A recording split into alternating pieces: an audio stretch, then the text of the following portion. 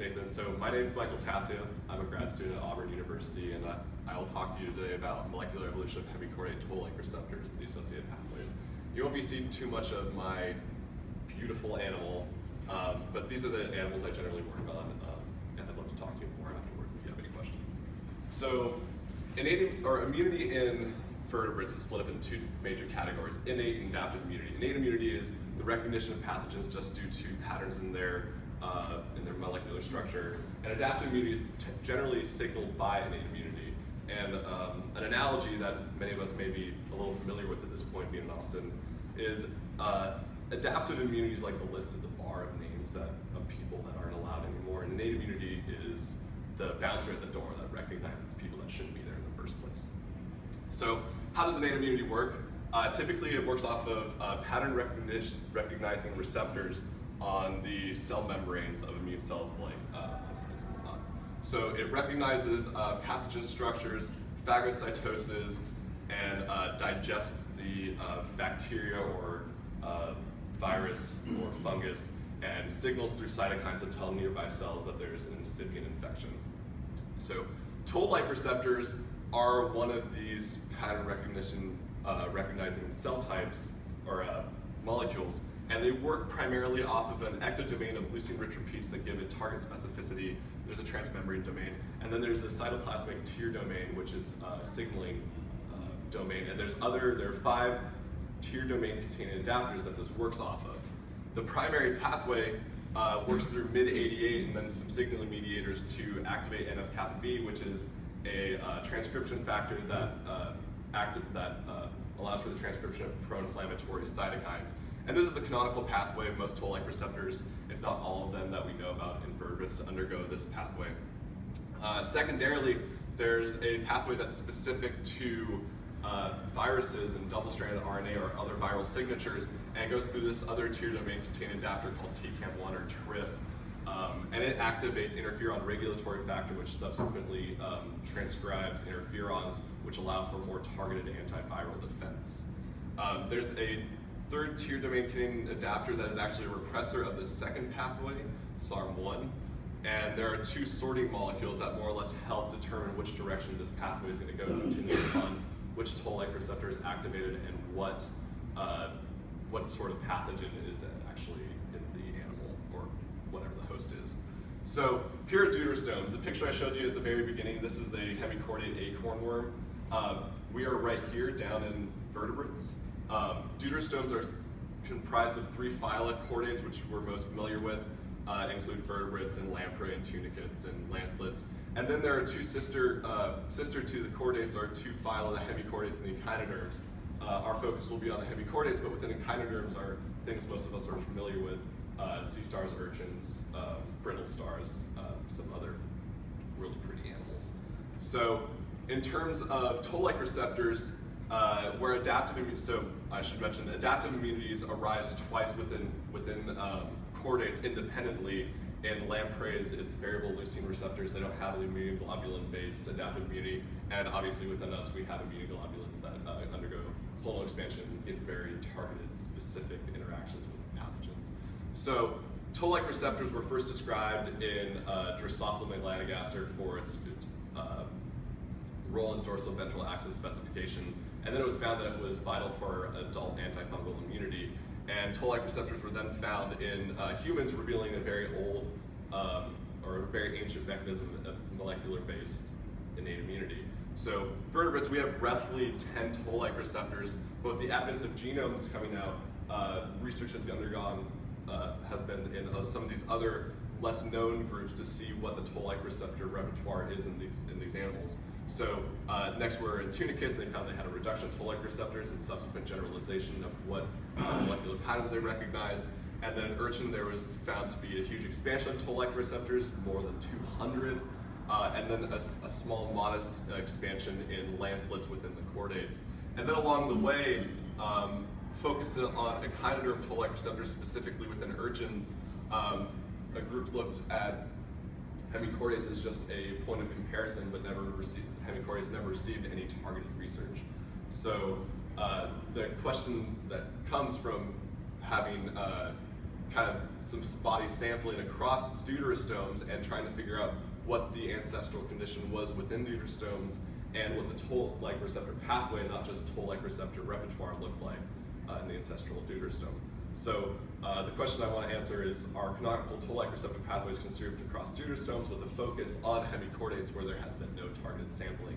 To do this, we sampled across this superphylum 17 hemichordates, 14 echinoderms, and 6 chordates, and we included human in the bioinformatic pathway or pipeline just as a positive control because we know what we're looking for, we should find it. So in total, that was 49 data sets, including transcriptomes and genomes, and I'll walk you through my bioinformatic workflow. So if you imagine this transcriptome or gene model data set, this circle as the blue space being non-target, the white being target, and the red being problematic sequences, we'll go through and I'll show you how those kind of get filtered out and identified. So it starts as cDNA or DNA, and we need to translate to protein products because we're ultimately interested in how the molecules are evolving in a functional manner. These then need to get filtered, and we need to remove the non-targets, so we use the curated SwissProt database and query these Toll-like receptor pathway proteins against the protein databases. And this allows for a lot of false positives, so we're going to subsequently filter down our data sets. We then turn it around and query the protein products within our invertebrate groups against the entire SwissProt database that should correspond where we first found putative Toll-like receptor homology. This direction it should go the same way, otherwise we have a false positive. So those get filtered out, and we get this smaller pool of ideally our target sequences. The problematic sequences can't be determined by just blast-based primary sequence homology, and we have a lot less non-target sequences. So to filter down this in a kind of final step, we have to go through this kind of painstaking or drawn-on process of looking at each sequence and the domain architecture to validate whether or not it truly possesses homology. So if we look at the sequence and it has the same domain architecture as we know from functionally explored systems, we can infer it probably has a similar function. So we use InterProScan with PFAM and smart domains, and we're able to filter out non-targets, fragments, and ideally identify the target homologs that we're interested in. So a little more about this. So this is a Toll-like receptor in the diagram I showed you earlier. If you lay it out from C to N-terminus, you have the cytoplasmic signaling tier domain, you have a transmembrane helix, and then you have tandem leucine-rich repeats. In order for this to function, you need to have many tandem leucine-rich repeats. You need to have a tier domain, otherwise either you're not going to recognize something or you're not going to be able to signal. So some of the problems you encounter even with these very popular or near complete annotated data sets is you still have assembly problems within the predicted coding sequences. So you get something like this where you have what looks like short fragments that have just kind of been concatenated fragments which we cannot actually infer function from, divergent sequences which have domains that may modify the function. Either way, we can't determine whether or not it actually functions in canonical Toll-like reception. Annotation, not error, but the lack of annotation, where we don't have any information on what these amino acid residues actually form in a secondary structure or tertiary structure somehow. There just doesn't, we don't have the information to make any inference of what these may be part of. And then there's some annotation ambiguity, which we can't determine whether or not it's one domain or another, and we toss these out too. It should be noted that all of these could actually be true proteins, but we can't make any conclusions of whether or not they actually function in Toll-like reception. So what do we find in our deuterostomes? So again, here we are, here are the groups that, the group I'm really interested in. The mid-88, the classic pathway is identifiable all the way to in all these groups, so it likely holds ancestry predating deuterostomes. Mid-88 itself is known all the way in earlier diverging lineages in sponges and cnidarians. So it's not surprising that this is here. All the other signaling mediators, barring one small molecule towards the end, are in all deuterostomes. So the canonical Toll-like receptor pathway through mid-88 is present, was likely in the last deuterostome ancestor. The alternative pathway, this virus-specific pathway, TCAM1 TRIF was only identifiable in the human genome. It's also in other vertebrates, but we couldn't find it in any of these other groups. However, there were molecules within the hemichordate genomes and transcriptomes, as well as lancelets, that showed they may function in alternative pathways.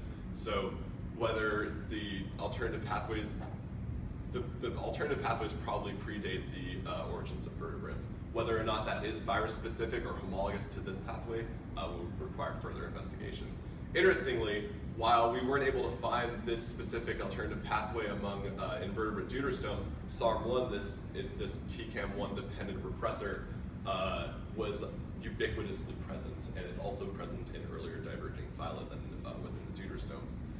However, it also functions in neuron apoptosis. So whether this molecule predates Toll-like reception, actually functions in axonal apoptosis before it actually functioned in repressing this Toll-like receptor pathway, will require further investigation across much broader sampling of animals. So we also took the hemichordate Toll-like receptors and placed them in a phylogenetic framework to try and get an orthology to see if we could look at any overall trends in molecular evolution of these Toll-like receptors. And we used a mammalian control, the human and mouse Toll-like receptors. These all fell out as in the topology that was known from previous works. Hemichordates possess a lot of lineage-specific Toll-like receptors. That is, we can't talk about any orthology to the known Toll-like receptors in vertebrates. This isn't surprising because there's a hypothesis that Toll-like receptors or innate immune or pattern-recognizing receptors diversify within within the habitat the lineage arose in. So for hemichordates, these are all benthic, infaustible animals that eat sediment. So these may have something to do with a particular swath of bacteria or viruses or what have you that were in their environment as the lineage arose. Thank you. Interestingly, there are two groups of putative orthology, one to Drosophila toll, this first member of the Toll-like receptor family that was first identified, and to human and mouse Toll-like receptor 3. This second one down here may be an artifact of structure in Toll-like receptors. It has a little bit of a different structure from what we understand in vertebrates. So whether or not it actually functions the same way, whether it has alternative function in development, will require a little more research. This clade here, I should mention these are all 100% bootstrap support. Shows an orthology group to human and mouse Toll-like receptor 3, and this is the Toll-like receptor that's specific to double-strand RNA and goes through that TCAM1 TRIF-dependent pathway, which none of these other animals had adapters for. So this may indicate that antiviral Toll-like reception may be conserved across deuterostomes, and it may have been done in the absence of TCAM1 or TRIP. This will require a little more functional research to see whether it is actually binding and invoking an immune response to double-stranded RNA. So in summary, the mid-88 Toll-like receptor pathway, all the molecules show ancestry predating the deuterostomes. Modified and alternative Toll-like receptor pathways also seem to, because of their presence in cephalochordates and hemichordates, may also predate the vertebrates as we know them. Something I didn't really talk about here, but if you put all the Toll-like receptors you find from all these groups and put it in a phylogenetic framework, the expansion in urchins as well as in lancelets are lineage specific, showing that these are expansions within the groups themselves. And finally, hemichordates possess a Toll-like receptor 3 putative ortholog, and with the possible presence of alternative pathway molecules, this may indicate an ancestral character of having a Toll-like receptor 3 orthology group. With that, thanks.